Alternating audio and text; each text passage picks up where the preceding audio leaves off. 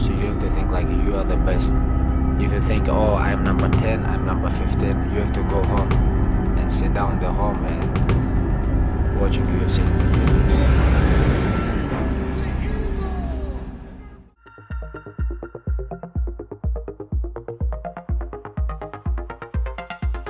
Dalam One Pride MMA, sebuah organisasi MMA terkemuka, diskualifikasi membawa konsekuensi signifikan bagi petarung yang terlibat.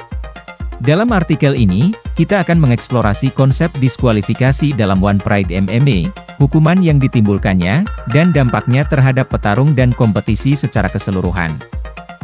Bagian 1. Memahami diskualifikasi dalam One Pride MMA. Apa itu diskualifikasi dalam MMA?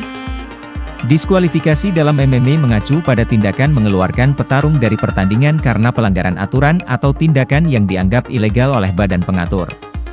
Dalam One Pride MMA, aturan dan regulasi khusus diberlakukan untuk memastikan kompetisi yang adil dan keselamatan para petarung.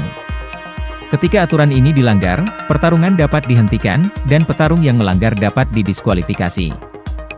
One Pride MMA mengikuti serangkaian aturan dan regulasi komprehensif yang mengatur perilaku para petarung selama pertandingan. Aturan ini mencakup berbagai aspek pertarungan, termasuk teknik menyerang, bergulat, pertarungan darat, dan tindakan yang dilarang.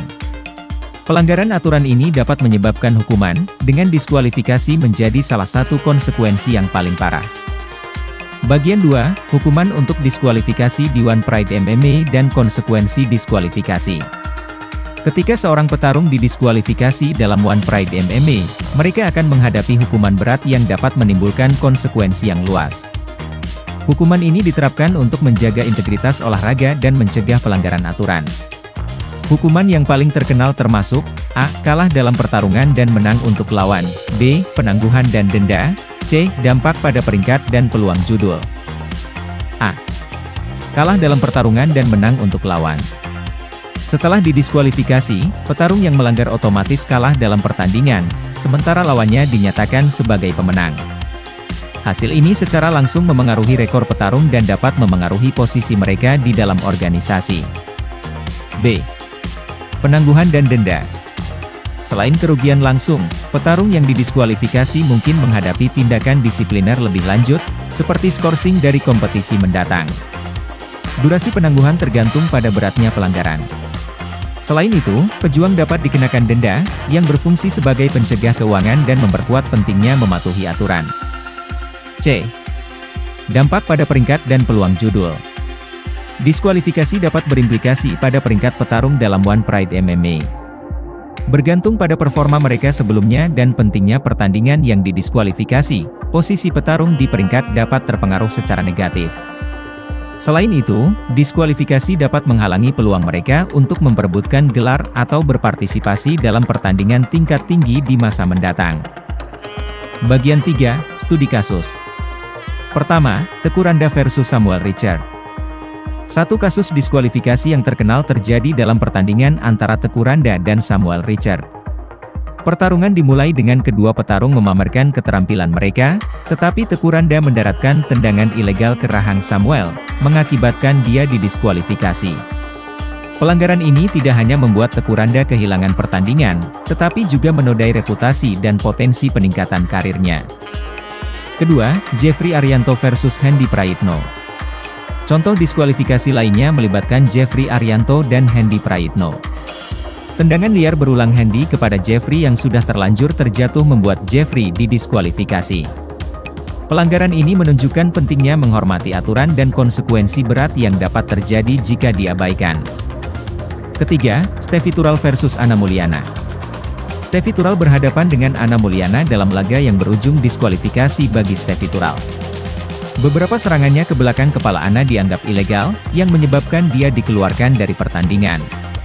Kasus ini menyoroti pentingnya keselamatan petarung dan peran wasit serta ofisial dalam menegakkan peraturan. Keempat, Rustam Butajulu versus Apep Hermawan.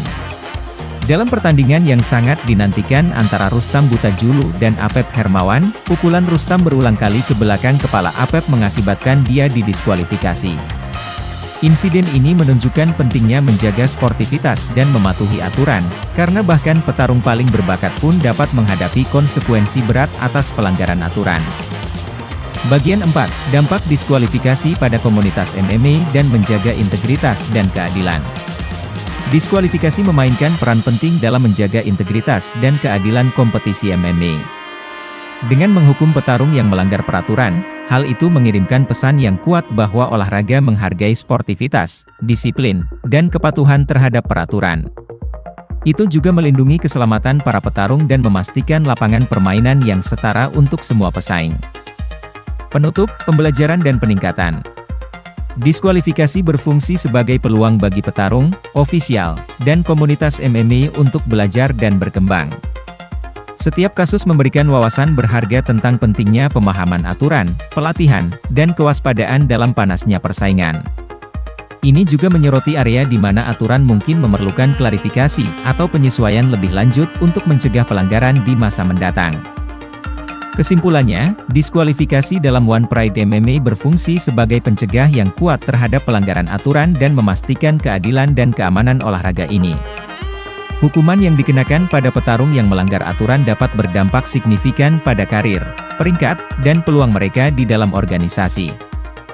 Dengan mempelajari kasus-kasus diskualifikasi yang terkenal, baik petarung maupun komunitas MMA dapat memperoleh pelajaran berharga tentang pentingnya menghormati aturan, menjaga sportivitas, dan terus meningkatkan olahraga MMA. Dunia seni bela diri campuran, MMA, dikenal dengan pertarungannya yang intens dan mendebarkan, di mana para petarung menampilkan keterampilan dan determinasi mereka di oktagon. Namun, ada beberapa contoh ketika petarung didiskualifikasi karena pelanggaran peraturan. Demikian artikel yang kami rangkum dari berbagai sumber, semoga bermanfaat. Untuk informasi lebih lanjut dan terbaru seputar dunia MMA, pastikan untuk berlangganan di channel kami serta nantikan video selanjutnya. Terima kasih sudah menonton.